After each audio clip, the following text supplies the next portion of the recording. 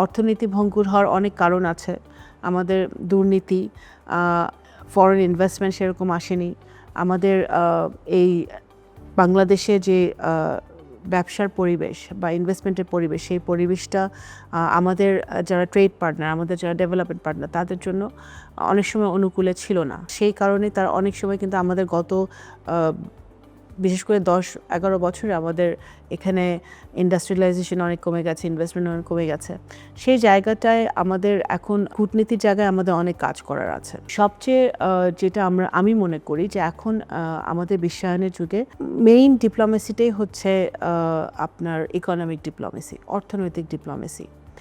এই অর্থনৈতিক ডিপ্লোমেসিটা বাংলাদেশের জন্য আরও বেশি গুরুত্বপূর্ণ, কারণ বাংলাদেশের আমাদের ভৌগোলিকভাবে আমাদের যে অবস্থান, সেই কারণে, এবং বাংলাদেশের স্ট্র্যাটেজিকভাবে বাংলাদেশ একটি গুরুত্বপূর্ণ দেশ বিভিন্ন কারণে।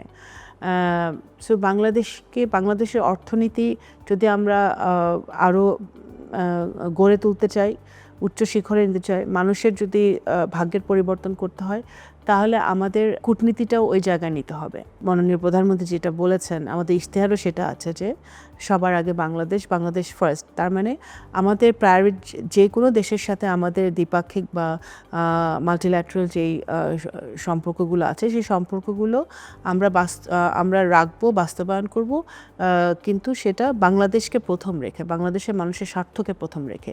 তো সেইটা মাথায় রেখে আমাদের কূটনীতিটা হচ্ছে, এবং সেভাবে আমি কাজ করার চেষ্টা করছি।